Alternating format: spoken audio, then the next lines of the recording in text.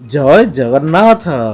आज भिडियो आम जाना 2024 मसीह कौन मिथुन राशि व्यक्तिशेष मान स्वास्थ्य राशिफल। जदि आपण मैंने आम चैनल को सब्सक्राइब करना भिडियो भल लगे लाइक करूँ आउ कमेंट करने को जमा भूलिए ना। बर्तमान प्रथम जाना 2024 मसीह कौन मिथुन राशि व्यक्तिशेष मान स्वास्थ्य भाग्यफल।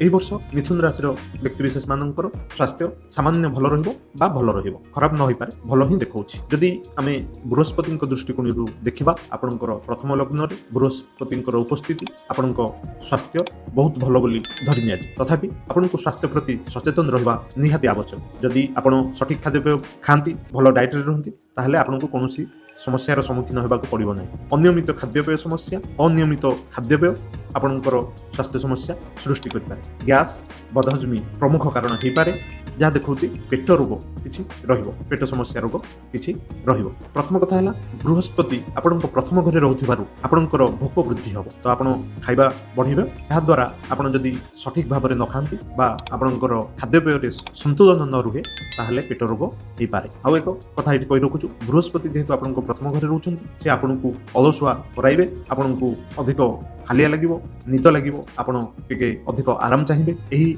अभ्यास गुड़िक बदलवा चेष्टा करेंगे जहाद्वारा कि आपण नकारात्मक प्रभाव जमी न पड़ पारे। आपड़ गला वर्ष 2025 जोपरी फिट थे कार्य क्षेत्र में अधिक काम करुले अलसुआमी नाला ए वर्ष तार उल्टा देखा आपड़ टे सुस्थिया होजे आपड़ खोजे टे टाइम बाहर कर शोई पड़ी बसबी ये सब आप प्रवृत्ति आपण कार्य दक्षता प्रभाव पकाई पारे। एपरी परिस्थिति अलसुआमी पेट रोग आउ अधिक भोक लगे ये सब जून 2 2026 पर्यंत रहा।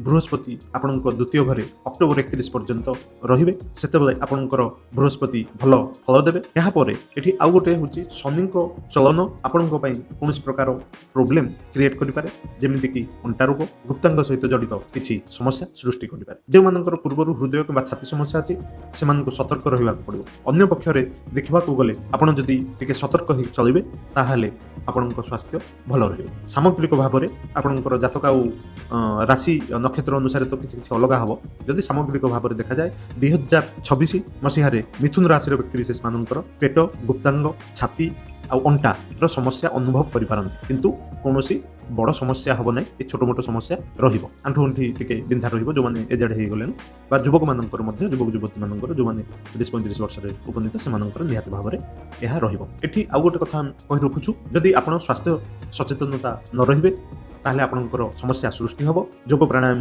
सहित व्यायाम कले आपण सुस्थ रहिबे। जदि अवहेला करती ताहले स्वास्थ्य समस्या सृष्टि करें। सेमती किसी बड़ समस्या स्वास्थ्य समस्या देखा जाऊ नहीं वर्ष सारा किंतु स्वाभाविक रहिबो। एई भिडियोटी केमिति लागिला हमकु कमेंट करि जणाइबे। जदि आपण आम चैनल को नुआ करि आछंती ताहले सब्सक्राइब करबा को भूलिबे नाही। भिडियोटी भलो लागिथिले लाइक करिवे अन्य माननक पाखरे शेयर करिवे। रहुचु जय जगन्नाथ।